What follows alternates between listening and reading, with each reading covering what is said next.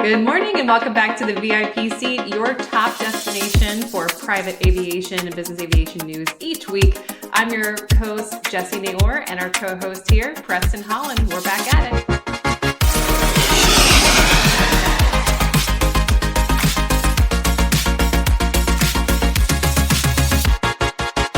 All right, Preston, first things first this week. I think a lot of our tariff woes may be over because it looks like we have a deal in the U.S.-Swiss trade issue that was affecting the Pilatus aircraft. Yeah, it is really good news for PC-12, PC-24 buyers and the operators. Canada has AirSprint, which wasn't necessarily affected by this, but the U.S. Does have a large operator in PlaneSense. So it is good news, and buyers as well. I mean, it was making some very odd behaviors in the new PC-12 market. And so it is good news for everybody that this issue looks like it's been settled. So at least hopefully, I think the big caveat here is that no one knows exactly when it's going to be done. It's been agreed upon, but we don't know, is that going to be next week or next month or end of next quarter? When is it actually going to be? Yeah, and I think that's a lot of the news out here is that look, we've agreed to this, but hold your horses on closing deals because it was a 39% tariff that they were slapping on these deals, and now it could come down to 15%. But there's supposed to be some exemption for aviation that's coming, so everyone can be breathing a sigh of relief. But I wouldn't necessarily make any plans right now based on that information. Yeah, according to all of the news stories that I've read about this, aviation will be exempt from the 15% tariff. So it's only Rolexes and Swiss Army knives that are, they're going to have to pay the 15% tariff on.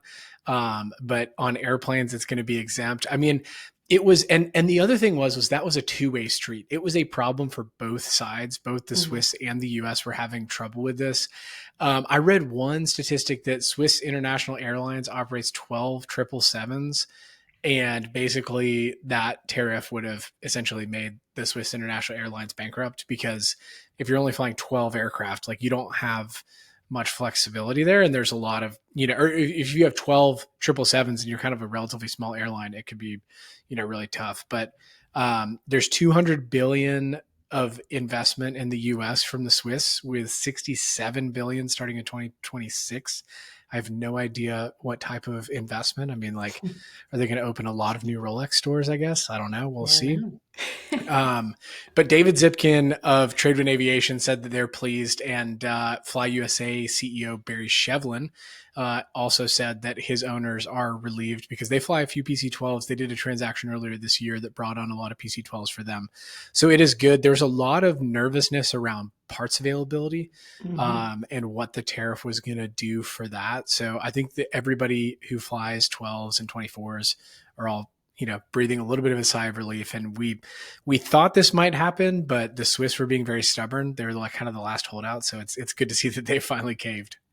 Yeah, that's pretty normal for Switzerland, I would say, in terms of trade and not being bullied around. They're usually pretty tough on that stuff. Yeah, there's 6,000 PC-12s and PC-24s in the U.S. market alone. So that's a lot of money. And hopefully this is the end of all of our tariff woes, I hope. It seems like things are finally settling, maybe. Yeah, exactly. Hopefully this is the last of the tariff talk on the VIP seat, at least for now. And then who knows, maybe next year we'll have another Liberation Day and we'll just talk about tariffs again. Let's hope not. That would be not great. Well, the good thing is, I've been hearing a lot, there's a lot of deals closing right now here at the end of the year, and there's a lot of import going on, and I'm hearing that things are going okay.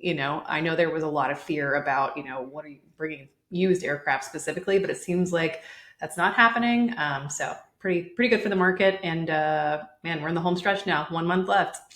Yeah, what I'm seeing is imports are completely fine with one caveat, and it's the PC-12 import that people still don't really understand what exactly is going on with the whole use thing. And I'm not sure anybody wants to test it and be the first, but I have a client who is thinking about importing a couple from Canada. And it was basically is it subject to Canadian tariffs or Switzerland tariffs? It had not been imported up to this point. And so there was a lot of questions around, does it still get hit with a tariff? There's a couple of groups that I'm in. And when an airplane gets advertised, it's NREG'd tariffs paid, right? So it's like, hey, it's already, the tariffs have already been paid on it. It's good. Yeah. I saw 2025. It was like, hey, NREG already been paid the tariffs like 37%. Dang. Hopefully you can get a good premium for it. But people love the PC-12. It can land on dirt, which is really cool, and that's why people love it. So Yeah, it's amazing. well, speaking of things that are amazing, it is time for the Mile High Madness. We are really excited to have the best of social media that we bring to you every week. So Jesse and I, we are your eyes in the sky when it comes to social media on business aviation, and we both have one. I've got one. I'll go ahead and kick it off here. Henry Thompson, who's the vice president of business development at Freestream Aviation, put together one of the most helpful and informative videos in this format. There's a lot of heat that comes out of kind of the talking head format on social media. He explains how floating fleet operators work. And frankly, I watched it and I sent it to a couple of people and said, hey, if you didn't know how this works, this is super interesting. A floating fleet is an aircraft that never really has a home base. It's always moving. I'm an operator managing a floating fleet, and I'm on the other side selling the legs.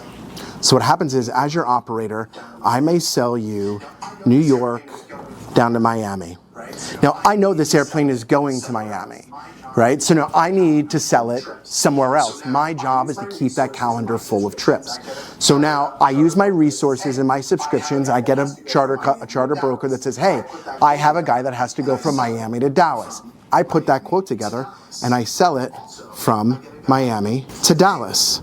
Also, I get a guy that says, hey, I've got someone in Van Nuys that needs to be picked up. Okay, no problem. Now what I have to do is I have to sell that leg from Dallas to Van Nuys to pick that other guy up. So now I sell that leg to Van Nuys, right?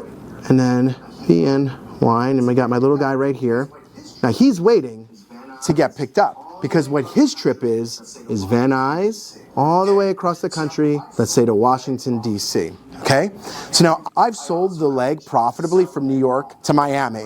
I also managed to sell the leg profitable from Miami to Dallas. Here's where it gets tricky. My guy that I sold Dallas to Van Nuys, he ducks out, falls apart. Trip falls apart, it's a loss. As an operator, I am not giving up that coast-to-coast flight for that trip. It's profitable, less cycles, longer flight time, right? So I'm gonna do what I can to replace this leg from Dallas to Van Nuys. That may mean I may have to operate as a loss to catch the bigger profitable trip from Van Nuys to DC. It's gonna do one of two things. It's either A, gonna erode my profit that I built into the long cross-country trip, or B, I'm gonna have to bury that loss in So he goes in to trip. explain how he buries the cost into another trip. I just want to say, Henry, we need more of this on social media because like it is incredibly informative. It's really well done. I mean, it's beautiful animations and stuff like that. More of this, Henry. We really appreciate you having a good voice. And it's like everybody in the ecosystem could use an education on how repositioning works and how you sell profitably and how operators think. Yeah. And so I think that it was a great video. I scrolled across and I was like, man, that was really well done. Like we need more of this. Yeah, and that's one of those things too. Like, everyone, we always used to get broker questions when I was operating aircraft. And it was like, oh, were you a floating fleet or not? And I'm like, well, it depends on the day.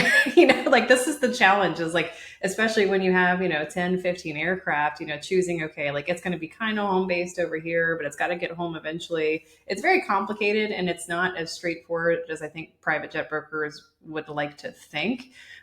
For the operator. And again, we're trying not to make anybody mad by selling their legs, but also like there could be, 4 trips downstream that it affects. So he's absolutely right. It's very complicated. And I'm also seeing, the AI tools today figuring out how to solve those issues, which we could never really do before, at least on paper. Yeah, it's very true. But I thought it was great. So Henry, thank you for educating the world of business aviation. I hope that you're on TikTok and that instead of hearing about other people, I start hearing about you. Let more of this, less of the detailer guy. Just saying. Yeah. Good content, not baloney. How about that? Yeah, exactly. All right, so if mine for the day is my own face, and I'm not doing this because I'm arrogant or full of myself, but I had to go to the comment section of one of our shorts that we posted last week, and I just have to tell people, all right, the first comment here, I'm wearing a black turtleneck and I have highlighted hair up just like Elizabeth Holmes, and someone obviously commented, "Wow, nice. Looks like Elizabeth Holmes finally got out of prison." So like, why can't I wear a black turtleneck anymore without people saying that I look like Elizabeth Holmes? It's not fair, Preston. And I'm not giving up. I'm going to keep doing it anyway. Yeah, exactly. Although they did get you to not wear a black turtleneck this week, just saying. I know. I know. It looks so But chic. Like, why does it have to be like yeah, this? I will also say you look nothing else like Elizabeth Holmes other than that you're wearing a black turtleneck. So it's I like, that's appreciate that. kind of unfair. Yeah. Um, it's stylish. It's in fashion. It's fall, y'all. So it's like, it's time to be wearing the black turtlenecks. It is fall, y'all. Yeah, the other comments on there, this is the problem with like content in this space because we are so niche. Like it ends up going to people that like hate private aviation. So someone's like, "Oh, the poor rich folks. Oh, the poor private jet owners." It's like, okay, yeah, but we're talking about our industry. Like, leave us alone. But that's part of the social media play, I guess. Yeah, exactly. The one thing that I like to tell people about the VIP seat is it's like, this is us for us.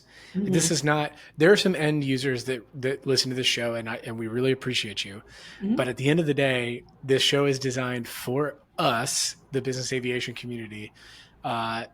From us, those of us, Jesse and I both exist in the business aviation community outside of this podcast. So that Yep. is what this is for. And unfortunately, sometimes you get in front of the eat the rich folk and it's like, oh, this is tough. Not for you. Yeah, Not made for exactly. you. It's like for you, like the for you tab. It's like, this is not for Not you. for You know, you. you should move on. You are poor. Just kidding. Um, we have today an airport roundup. So there are three stories that all are relatively similar. So we're going to kind of combine three stories into one. You know that we bring you the 5 top stories in business aviation. So this one only counts as one. You get a little bit of a bonus. But there is news, 2 bad, 1 good. It's a tale of 3 cities, if you will, in the airport roundup this week, where local government officials are trying to shut down Burke Lakefront Airport in Cleveland, Ohio. And then Boulder, Colorado is also trying to shut down their airport or limit it significantly. And then on the flip side, Atlanta's PDK has finally gotten an expansion from Sky Harbor. So 3 big stories, kind of all different a little bit in nature. But the first one is Burke Lakefront Airport in Cleveland, Ohio.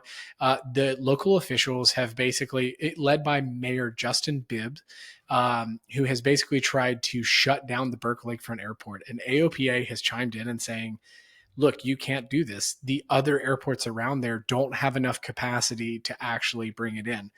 There's 50,000 plus takeoffs and landings annually, and one medevac operator alone runs 500 medical and organ transplant flights per year from Burke.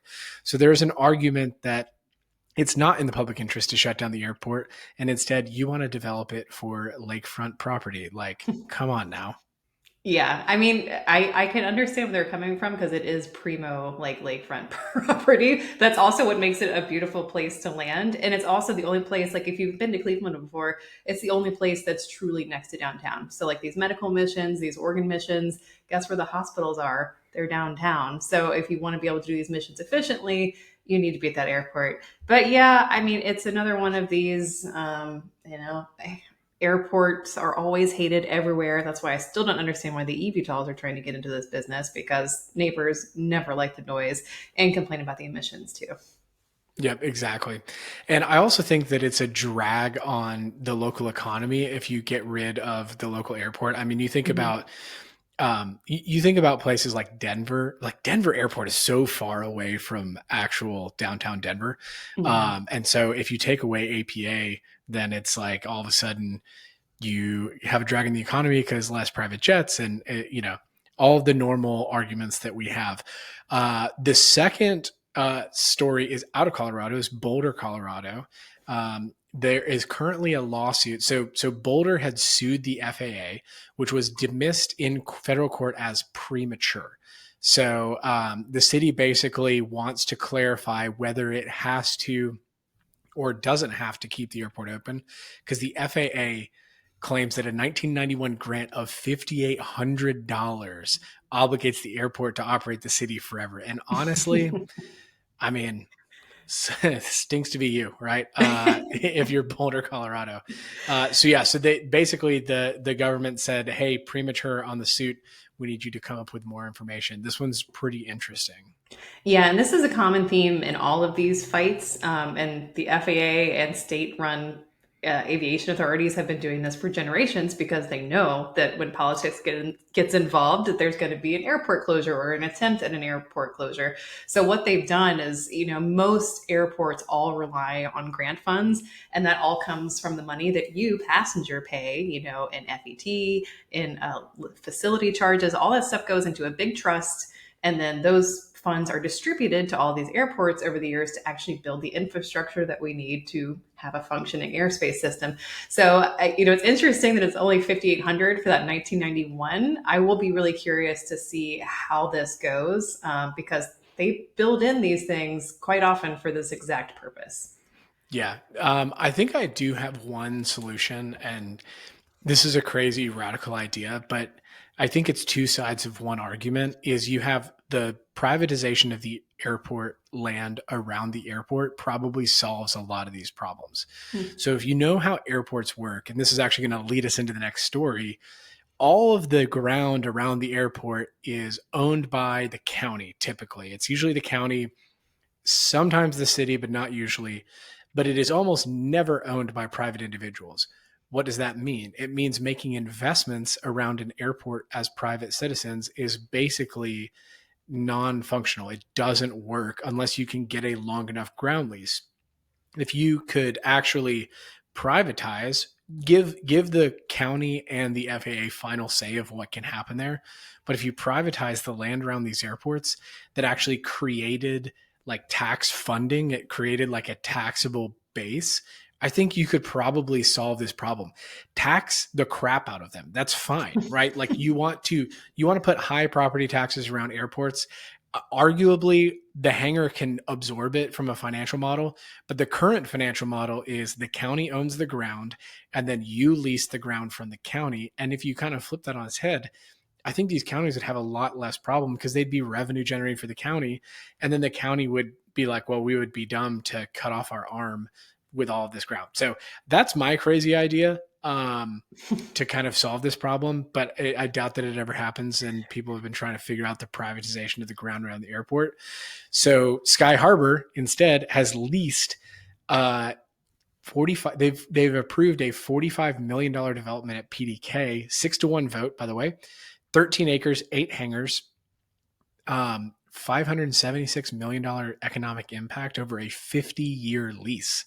Yeah. And $1 million annual commitment reinvestment. This is huge. If you've been to PDK or if you have an airplane base there or anything like that, it's not that hangar space is hard to find. It's that hangar space does not exist. Like you cannot, there's a really long line at PDK. And there's maybe 1 or 2 slots open right now. And I've got a couple clients that actually store their airplanes in other airports, fly to PDK to pick up and then leave. Like it's crazy. Yeah. And this is, full disclosure here. I am an investor in Sky Harbour because I really like the business model. So I have to put that out there. I'm not trying to influence anyone's decisions on that. I have to say it. So Sky Harbour, for those who don't know, this is their business model is very unique and different. They are going through and winning these 30, 40, 50-year ground leases to, they're not buying the hangar space, but they're functionally buying it just in terms of like the length of the lease itself. Then that allows them to actually make these, big investments in the airport property and the hangar property to do the development. Because otherwise what happens when the county owns things, you have to wait for, funding from the county to come through, and when you have, I can tell you a specific story, BWI down the street, and you're a small outlier airport, the state generally isn't giving you the funds to go and develop new hangar space. They're going to give it to the big breadwinner for the public, which is, the large airport. So that's been one of the reasons we haven't had enough development of properties in the United States at these locations. But man, I love the Sky Harbour idea. It's like, they don't sell fuel. They still allow like the FBOs to sell the fuel. They're just focused on premium hangars for premium folks with big aircraft that want to spend the money on them. Yeah, no kidding. And I mean, here's a list of some of the places: Houston, Nashville, Miami, San Jose, Camarillo, Seattle, Phoenix, Dallas, Denver. And there's 10 more in development, including Atlanta now. So this is great news. Great news for the Atlanta area. For those that are not in the Southeast, um, the Atlanta Fulton County airport is way on the south end of the airport and is very hard to get to. All the business activity takes place right next to PDK. And you really have to go to Lawrenceville or RYY, which is in Cobb County, to really get to any sort of hangar space that has a little bit of room. And then Atlanta traffic is 24 hours a day. So you end up having to fight traffic to get to the actual center of town. So good news for PDK, good news for those people in Atlanta. So congratulations, hoorah. And with every new beginning means that something has to come to an end. And a beloved GA pair of models has officially been sunset as of last week. And it's pretty sad. Jesse, tell us about what's going on. Yeah, so the Textron Baron and Bonanza are both ending their production. This is not new, but it's official. You know, we've heard discussions of this. I mean, and only a handful of these aircraft were even delivered in like 2024 in the first place. So they've been on the decline for a long time, but it's kind of crazy because, you know, there's been 18,000 Bonanzas delivered over the years, and it's really an icon. So it's kind of sad, but you know, it does make sense. I think for Textron, they're pivoting their focus onto the Denali line of aircraft, which is supposed to be released in 2026, highly comparable to the PC-12, which is insanely popular in the United States. So it makes sense. It's just a little bittersweet to see this aircraft being retired from active production, at least. Yeah, the erosion of GA continues, unfortunately. I think that an interesting timing thing is kind of the Bonanza sunset with how Mosaic has kind of been shaping up. I think that you're getting a little bit of this. The Bonanza and the Baron lived in this very interesting middle ground of general aviation. If you really look at kind of the whole lineup, right? You have small, light sport, then trainer aircraft, and the Bonanza and Baron fit very squarely in the non-pressurized, but can go a fairly long way, seat a fair amount of people, about comparable to a Cirrus as far as purchase price on a Bonanza, maybe a little bit more. People love the Bonanza. I mean, if you fly one, you love it. So it's kind of a bummer to see the middle part of general aviation starting to get eroded away, and kind of say, hey, look, we're going to skip over the cabin class piston aircraft. We're going to go straight into single engine turboprop. That's going to cost $4, $5, $6, $7, $8 million to purchase. And now, you know, you can go from your 182 into a Denali. Like that's your jump. If you want to stay in Textron, like that's kind of a jump.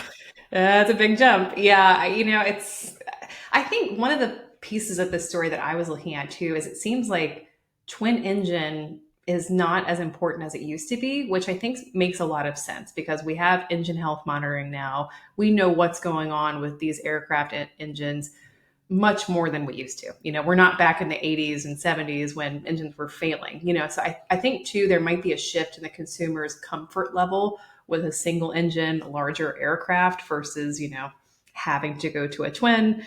Obviously, from an operating cost too, one engine, less engine cost. So it's interesting. It's I don't know. Yeah, what are people going to move up to? Can you really make that jump from a Cirrus to a Denali? Is that, you know, too much for someone to take on, or maybe not because of all the technology we have in the cockpit now? Yeah, I mean, Bonanzas were kind of the nice family hauler intermediary between a Cirrus and, you know, kind of M600, if you will, right? Kind of that M700 gap. There's no longer going to be that in the market. I guess the M500 now is really the only remaining cabin class piston airplane. Don't quote me on that. There's some GA folks that probably have a strong opinion about that, but not our expertise area. Let's just exactly. It's just a bummer. I mean, I think that I don't know. I aspire to own a Bonanza someday. That's, you know, fun fact about Preston is that I would love to have a Bonanza that I could fly my family around in. And the reality is now I'm going to have to buy something from the 80s or 90s. So that's a bummer. Yeah. Yeah, I was looking at the specs though. I mean, this Denali, it's a great aircraft. We assume 2026 deliveries, who knows? Hopefully so. But very, very similar to the PC-12, except that it doesn't have the same kind of like off-airport capability that PC-12 does. So we'll have to see how they do there. But in terms of like space, size, payload, all very, very similar in range. Big kicker on that though is a brand new engine, and the PT6 is proven and has so many hours on it. Yeah. I'm not 100% sure that I think as long as Pilatus keeps choking their supply, which I don't see that changing, then Textron will be fine, because if you want a PC-12 now, you can't get it if you want one new. But I think people love the PT6, so that's something to consider. It's been around forever. There's so many parts for that. Exactly. It is reliable. But yeah, I mean, GE should be making good engines too. So we'll just have to see. Yep, very true. Well, let's move on to the DOT is approaching naming a prime integrator. So the ATC overhaul, we've covered this a couple of times, and apparently we're getting close. It's quote unquote weeks away. Yeah, there was a request for information that was published with the FAA. So if you're listening to this and you have an opinion, you can head on over to the FAA's website and give them your opinion on this and what they should do. But they're choosing a new strategy, which I find very interesting and maybe will be successful, but who knows. But in the past, FAA has run its own projects. We talk about Nixed, we talk about some of these huge projects they've tried to do and quite frankly have failed to deliver on. And one of the things that Sean Duffy, the DOT head, actually said is that, the FAA is really good at safety, not so much on building. So they're going to bring in a prime integrator. So this person will be, the key head on all of these systems, much like, Boeing is on certain projects for the government and other things. So it's a new idea. Maybe it'll work. Yeah. I mean, I think that this, the government is not good at a lot of efficiency things, and building is kind of, you need to be efficient. I think the big question that I have is I'm trying to remember, wasn't there a subcontractor that cut the line, and that's why the ATC system went out? Was it Newark? Or what was the airport? We talked about this a couple months ago, that a subcontractor accidentally went snip and accidentally cut the transmission line. And it was like ATC comms were out for like a couple of days. Was that a private company or an FAA administrator? That's something that I'd like to know. Yeah. I mean, well, that's the problem with all of these contractors. Like, okay, yes, maybe one person having control is a great idea from an efficiency standpoint, but it also means, from an accountability standpoint, you don't have anyone to kind of jump in and fix something. There's no competition there. And there's also no competition, later down the road as costs need to get added to it. We can look to the F-35, for example, it's going to cost this and we're going to integrate all these systems for you, and the cost overruns go nuts. So there's pros and cons, but I do think we have to try something different, because obviously what we've been doing before has not been working. Yep, exactly. No, I think speed and time is of the essence if we're going to overhaul the ATC system. And it's like, I mean, we're so far behind that we, kind of need to catch up. And I'm a little concerned that, I don't know, like don't try and cut corners here, Mr. Private Contractor. Yeah. So yeah. They're looking at, though, I mean, they got a 3 to 4 year target just for the phase 1 completion. Phase 1 is addressing the safety vulnerabilities with equipment replacement. Phase 2 is a system for future volume and adding capabilities like eVTOLs and that sort of thing. So we'll see. And also, I don't know how the money is going to work. I know he's asking for $12.5 billion, which was already allocated by Congress, and he wants all of it up front now. But we're going to need more money to do this. So we'll have to see how that battle works out in the future. I have a structured settlement and I need cash now. It's what it reminds me of. It's like, I want my money and I want it now. Well, speaking of eVTOL and their integration of the ATC system, there is some spicy drama between Joby and Archer for corporate espionage. And so I'm going to put on my glasses for this one, because espionage feels like a spy activity. So I'm putting my glasses on, because corporate espionage, now you can't tell who I am. I can steal all of your secrets. That's right. So this is spicy, and we love spicy stories here at the VIP seat. We like to give it to you for real. This is 11 count lawsuit. It's Joby going against Archer because apparently Archer hired a policy lead. This guy's name is George Kvork.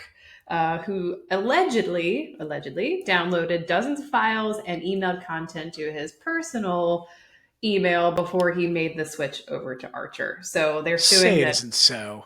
Say it isn't so. Throw my glasses. That is crazy. Like no one's ever done that before, by the way. Yeah. But, also, like you didn't send it through the freaking corporate email servers. Like dumb. You got to be like. Sometimes I hear these stories and I'm like, were you even trying to spy, or like were you trying to get caught? Like, like you don't think that your company can see every single email that you send to yourself? Like you're gonna get caught. That was really really dumb.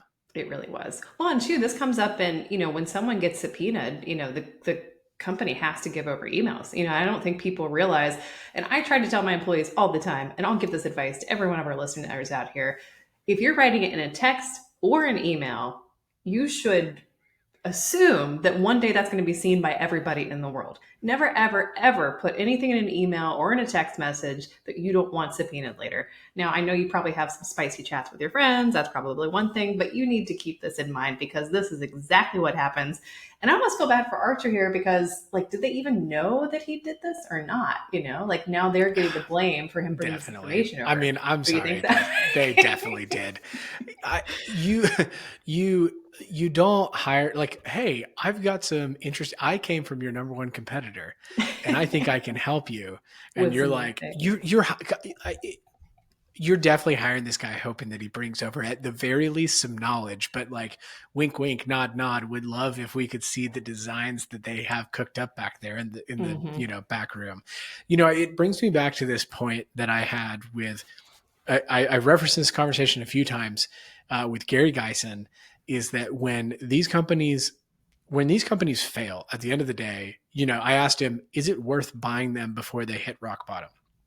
And he said, no. He said, we're just going to let them fail. We're going to pick up the pieces. We're going to get all the people because that's what matters anyways. Like in something that's so heavy R&D. I mean, the reality is like, it wasn't like he leaked like, oh, this is Archer's supply chain plans, or like, here's how they're really, really good at doing here's how they're really good at doing manufacturing or whatever. Like they're not even a product market fit yet. They haven't even started producing stuff. So the only thing is design and people's, IP inside of their head. So one, how do you not have a stricter non-compete, like non-solicit? Like there's one company that could potentially hire your person away. You have one competitor right now, realistically. That's Archer. How do you not have like a stricter employment policy? Question number one. Question number two, employee, were you just like, oh, they won't catch me doing this. Like I'm just going to email this to myself. And I'm like, that was just pretty dumb. Yeah. Well, and I can't remember the quote from Warren Buffett, but he always said something like, don't waste your time being litigious. There's always going to be bad actors. There's always going to be people, stealing or, whatever from you. But like, really, I would think at this point, you're trying to build a company. Like, is this really even a thing that's worth doing? Is it just like someone got mad and wanted to set an example? I don't know. But this is also over like development of an airport or a location or something. I don't think we got specifics from the case, but you're suing somebody because maybe they got a better deal on a vertiport location and you don't even have a flying aircraft yet that's commercially available. So I don't know. I think it's putting the cart before the horse and maybe a little distraction from the business. Yeah. I mean, it's like, I really, really, really want to deal with local people on having to deal with noise complaints. Like I'm so excited for that. I'm so mad that you got that and I don't get that. Oh, and it's also just for testing. Like I can't actually make any money yet. It's like, okay, this is silly. What are we doing? Well, I think that brings us to the end of our show. It is time to head into the office for those of you who are listening. When you go into the office, as a reminder, we need one thing for you. This show is completely free to listen to. We don't charge you anything. We don't ask you for any money. We only have one ask from you, and that is to share with 2 or 3 of the people that work in your office or in the industry It's the best way to help this show grow. So be sure to hit the share button in whatever podcast player that you're listening to. If you're watching on YouTube, you want to look at our beautiful faces, hit the share button, hit the like button, make sure to leave us a 5-star review, leave us a comment. That really helps. And other than that, we will see you next week. Happy Thanksgiving to everybody. Jesse, before we end the show, I want to talk about something that I am thankful for before we get to Thanksgiving in this Thanksgiving season.